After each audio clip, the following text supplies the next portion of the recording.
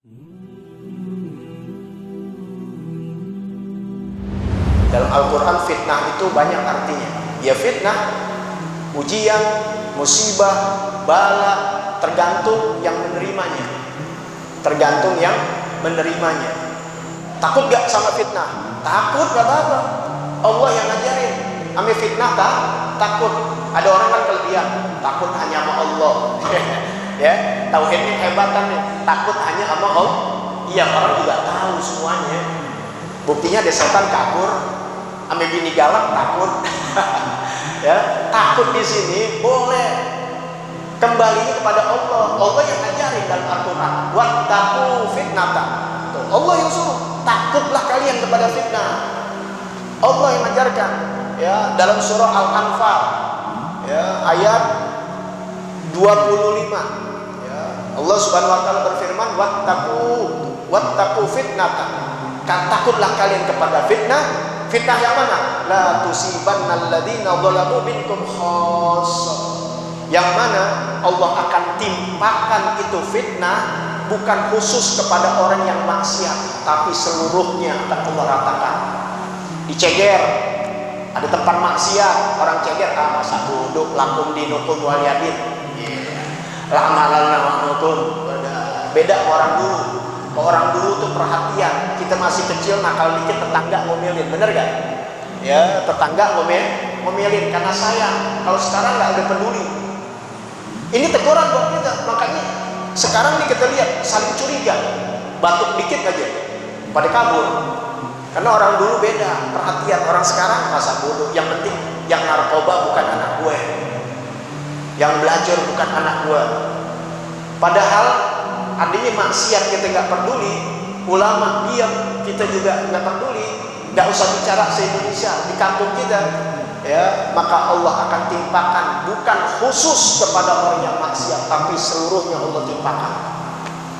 Sebaliknya, tuh ada maf'ul mukhalafah. Kalau ada orang-orang baik, majelis ilmu, majelis zikir seperti ini, maka Allah berikan semua, Allah timpakan semua dalam rahmat dan barokah dari Allah Subhanahu wa taala. Ingat itu. Ya, kalau penyakit yang nggak kelihatan kalian takut, kan ini nggak kelihatan penyakitnya, kelihatan nggak? Enggak. Rahmat, balak juga nggak kelihatan. Rahmat Allah nggak kelihatan, warnanya putih. Kalau kelihatan, ya kalau kelihatan itu udah pada nanggepin. Nggak kelihatan. Ciri-ciri apa? Rumah tangga kita adem, rukun, duit gampang aja, ibadah tambah cakep. Tapi kalau yang namanya balak, bencana datang, rumah tangga kita huru hara, berantem aja, duit susah, duit kayak setan dimakan belis, cepet banget. Itu ada apa? Apakah kita maksiat? Belum tentu. Tadi rata semua satu kampung. Karena ada majelis ilmu, ada majelis, ada ngeratib, ada yang zikir, ada yang berdoa kepada Allah, bertakwa kepada Allah, seluruh kampung Allah kasih kedamaian. Tuh. Baca ratib aja 40 rumah ke kanan, 40 rumah ke kiri, 40 rumah ke belakang, diameternya 40 rumah, hitung aja. Bukan 40 rumah sekelilingnya, 40 rumah, 1, 2, 3, 4, hitung 40, itu bisa berapa RW itu? Anda tukang hitung, Anda lihat 1, 2, 3, 40 berjajar, bukan sekelilingnya 40-nya begitu tuh, diameter. Kalau maf'ul mukhalafahnya, kalau ada maksiat di sini ada orang nih, dikontrakan di kos-kosan lagi ngapain? Lagi berzina misalnya. 40 rumah tuh jangan dangkalan. Maka rumah tangga inti kok jadi panas, padahal inti orang baik, istri itu orang baik, kok berantem mulu, kita nggak tahu.